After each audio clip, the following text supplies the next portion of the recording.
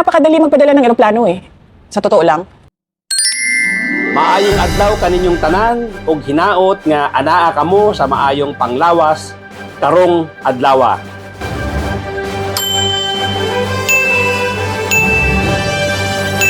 Tuloy-tuloy na po tayo sa ating topic for today.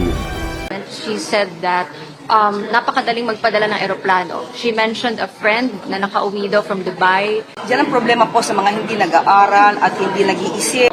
Makapagsalita lamang para makakuha siguro ng mga views, pero hindi po ito naaayon sa realidad. Alam nyo itong si Sara Duterte, dapat wag na lang bubuka ang bibig niya kung hindi siya sigurado doon sa mga sasabihin niya.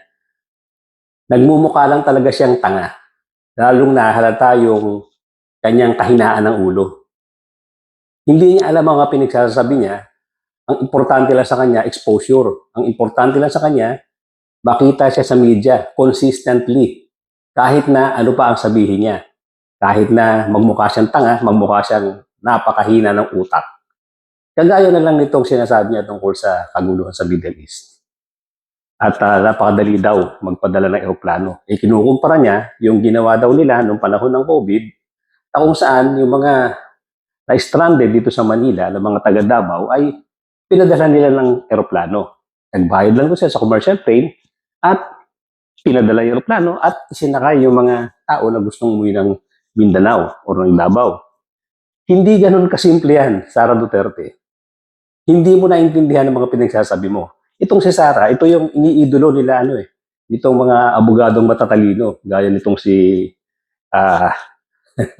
gaya nitong si Cayetano. Matalinong tao to si Cayetano, isang abogado, pero ang iniidolo niya ganitong klaseng tao. Marami silang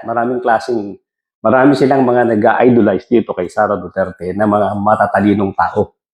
Pero itong si Sara Duterte, makikitaan mo ng kahinaan ng ulo, hindi ko alam kung bakit ina-idolize ng maraming mga politiko na hindi mo naman masasabing mahihinang klaseng tao or mahihina ang ulo.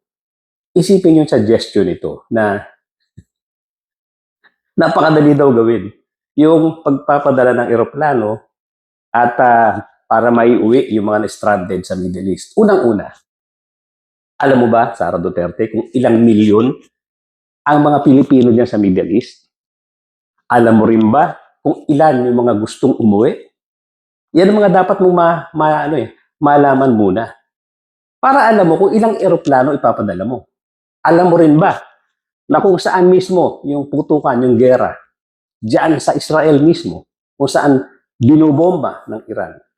Alam mo ba kung ilan mga Pilipino nandiyan? Yan ang mga datang dapat mong malaman muna bago ka mag-a-announce na kung ano-ano na madaling magpadala ng eroplano, etc.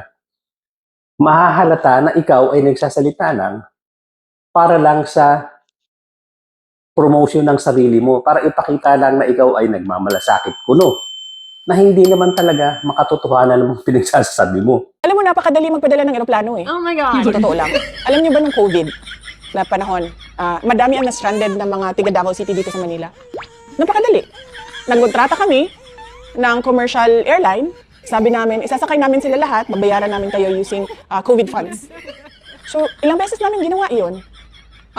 Nagkontrata kami sa commercial airlines, lumipad yung commercial airlines, doon sinakay lahat ng na-stranded na tiga Davao City na cleared na magbiyahe or inallow na doon mag-quarantine sa Davao City, nilipad namin. Hindi lang 100, hindi lang 200 na mga individual ang nilipad namin noong panahon na yon. At hindi lang mga tiga Davao City. Meron pa kaming iba na kapitbahay lang ng Davao City. Pero sabi namin, sige, sumakay na kayo. Basta mag-quarantine lang kayo according to sa sinabi ng doktor dito sa labas ng Davao Airport. Tapos pwede na kayong magsiuwian kung saan. Hindi ganyan kahirap magpadala ng eroplano kung saan mo gusto kumuha or mag-rescue ng tao.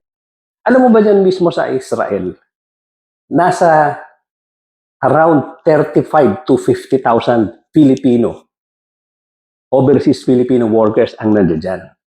At ilang percent lang ang gustong umuwi. Nandiyan mismo yung bagsakan ng bomba. At alam ko sa Iran, marami din. Pero hindi man nagpapahiwatig ng mass repatriation yung mga Pilipino dyan. So ano ang pinagsasasabi mo? Anong saysay nung sinasabi mong madaling magpadala ng eroplano? Alam mo ba kung ilan yung gustong umuwi? At kung lahat yan, yung sinasabing milyong-milyong OFW ay gusto ngang umuwi, kinumpute mo ba kung ilang libong eroplano, ilang beses ka magpapadala ng eroplano dyan, commercial plane, para iuwi lahat yan? Napag-aralan mo na ba yan? Diyan mo makikita ang mga utak dilis. Kaya tawag sa inyo mga didilis Hindi nyo alam, wala kayong numero, pero nagsasalita ka para lang makapagsalita sa media. Kaya nga, ang sinasabi natin dito, bago bubuka ang bibig mo, alamin mo muna ang data. Hindi yung gusto mo lang ma-expose ka sa camera, ma-expose ka sa media, at ipakita sa mga mamamayang Pilipino na kunwari nagmamalasakit ka. Kung may malasakit ka sa mamamayang Pilipino, unahin mo yung pagsasabi ng katotohanan tungkol sa pondong ginastos mo. Yan yung pagmamalasakit. Yung sinasabing accountability mo na dapat mong harapin. Hindi yung kung ano-ano pinagsasabi mo na ang layo-layo sa katotohanan. Pangalawa, naiintindihan mo ba ibig sabihin ng no-fly zone? Halos buong Middle East no-fly zone. Paano ka magpapadala ng eroplano? Yung ikinukumpara mo from Manila to Davao, walang danger dyan na mabubomba ang forma tatamaan ng missiles ang mga eroplano or yung eroplanong pinadala nyo. Pero dito, isipin mo, ang laking area niyan, ang laking area sa Middle East, no-fly zone. Nagbaka sakali lang ng ibang bansa rito, yung Australia, iba pang mga bansa na pasingit-singit silang nakapagpalipad ng eroplano papunta sa bansa nila, papunta ron sa Middle East na may problema at papunta sa bansa nila. Pero ang laking risk niyan. Isang missile lang yan. Ang tumama sa eroplano, ubos yung mga nakasakay dyan. Kahit nga yung drone lang yung drone ng Iran na napakabagsik. Tamaan lang ng drone shot ang isang eroplano, ubos yung pasaherong kinasabi mo.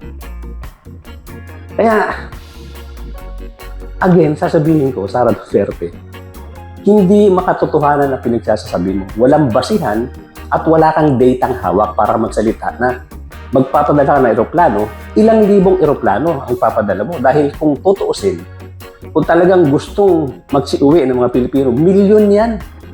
Milyon-milyon ng Pilipino dyan sa Middle East. Kaya, katawa-tawa, nagmumukha kang tanga dyan sa mga pinagsasabi mo na hindi makatotohanan. Gusto mo lang ma-expose ka, gusto mo lang ipakita sa mamamayang Pilipino na kunwari nagmamalasakit ka. Na ang kumahagat lang dito sa mga pambobola mo, yung mga didilis mismo. Wala kang nabobola ng mga Pilipino na matitino ang utak. Hanggang dyan lang po muna mga kapatid, mga kababayan. Thank you so much for joining today. At importante po yung inyong pagsusubscribe. Sana tulungan niyo po ang aking munting channel sa inyong subscription at pag-like at pag-comment. Wala pong bayad yan sa YouTube at pwede rin po tayo mag-comment at pilitin natin masagot ang inyong mga komento. At pakishare na rin po. At once again, thank you so much for joining me today. Paki-subscribe po. Marami po sa ating mga nanonood ang hindi nagsusubscribe. Wala pong gastos yan sa inyong pagsusubscribe sa aming channel. Malaking tulong po yan sa aming mga content creator. Thank you so much for joining me today. At mga kapatid, mga kababayan, magkita-kita po tayo muli.